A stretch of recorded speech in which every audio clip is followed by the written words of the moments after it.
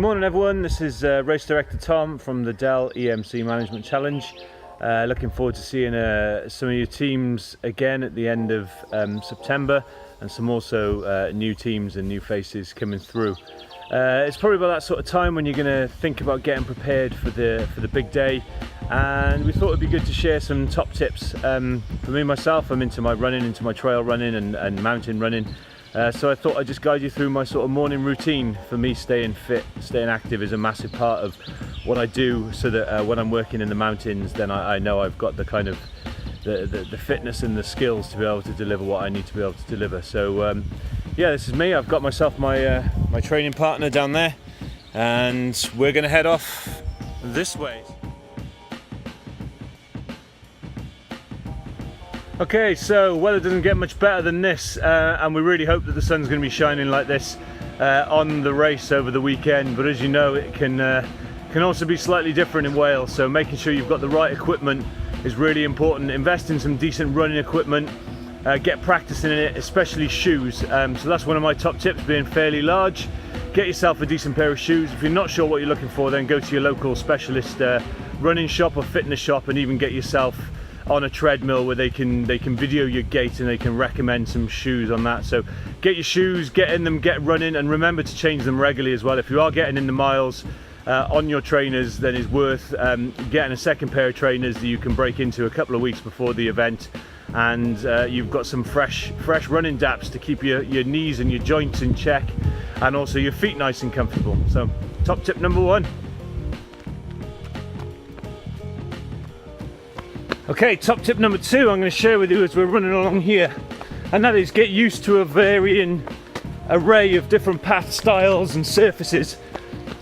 You'll run over many different types of terrain on the Dell race, so it's important that you don't just practice on the tarmac, you practice on the trail, hard trails, soft trails, some technical terrain as well to get used to your balance and agility, and also some soft grass. And linked into the sort of top tip number one is make sure that the footwear that you've got is suitable for the terrain. Once again, ask your friend, ask your team members, but also get to a specialist shop and see if you can find out some advice from them. So I'm pretty lucky here. I've got this lovely trail, nice view of the castle, and as I come around the corner, a lovely view of the sea out there this morning. Excellent. Okay, here we are. About 2 kilometers around my run, just sharing another top tip with you, and that is, if you can, get out with your teammates as often as possible. I know it's not always easy. People are hectic, people are busy, but run with them, get to know them. They'll use you for motivation, to spur each other on. You'll get to know each other's running pace, and you'll get to start forming those really important bonds. Because remember, this is a team event, not an individual event, so training with your teammates is going to be really, really important.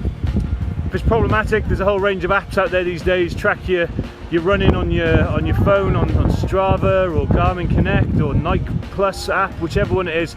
Share it on social media, share it with your friends, get some encouragement, and get a bit of competitive spirit going amongst your teammates as well. So yeah, train with your team, and maybe see if you can find somewhere really nice to run and motivate yourself. Okay, so probably one of the least glamorous shots you're going to see. And this is my next top tip. I'm a busy kind of guy, I've got a young family. Getting out and about for me, it's about getting up in the morning, it's about 6:30, and getting on with it. I don't have enough time to be churning out kilometers and kilometers and kilometers. So what I do is I incorporate interval training, where I sprint and then jog and then walk. It's not often you get the sunshine that's that bad. Okay, time for another tip. Oh, I'm struggling a bit in this heat this morning. Keep moving. I'm struggling, I had a bit of a late night working last night. Legs are a bit tight. Just keep moving and stop. Power walk if you need to. And share another one with you as well, because we don't always get it right. If you're gonna have some jazzy nutrition, some energy gels, all that sort of stuff, energy drinks, make sure you practice it a good couple of weeks, even months before the event. Have a trial run, build up with your carbohydrate, and then practice what you're going to do on the race. Otherwise, yeah, you end up finding yourself caught short and needing the toilet. So apologies, but it didn't work out this morning. Sorry for that. Whew. Light as a feather, let's get going. Couple more top tips and then that's me done for this morning. Okay, back with you. I've got about a kilometre left to go on my run this morning. I've got about 4.5, I think the loop is, out here. Try and get that in 3, maybe 4 times a week. First thing in the morning, before eating breakfast, there's maybe a little coffee, some tiny bit of fruit and some water. Sort of, you know, steady state cardio on an empty stomach.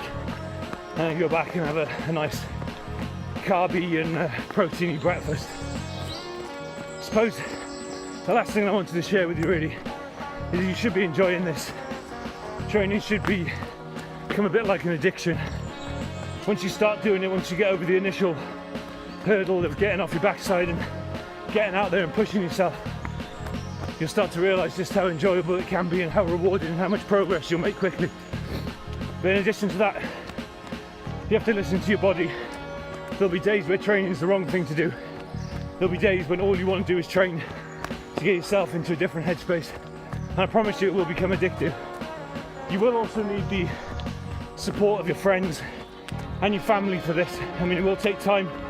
They will see you setting alarms early in the morning or going out late at night or whatever it is. And they can be vital in cheering you along, encouraging you. And of course, when you start seeing the fund donations rolling in, that'll be another massive motivational boost for you. In 2013, I did Ironman, raised nearly $2,000. And I think it was the sponsorship money coming in that really motivated me to go that extra mile. Once people have committed their own cash to a really good cause, then you realise that you're not just doing it for yourself, you're doing it for the charities as well. So that's my kind of final parting point really, before I finish off on my hill sprint to finish off my race back to the house and get my breakfast. So looking forward to seeing you on the course. Look out for more top tips. We're hoping to get them up for biking, for canoeing and for mountain walking as well. But yeah, I'm here. Get in touch if you want any more information, and there's some great stuff on the internet. Take care all, see you in September.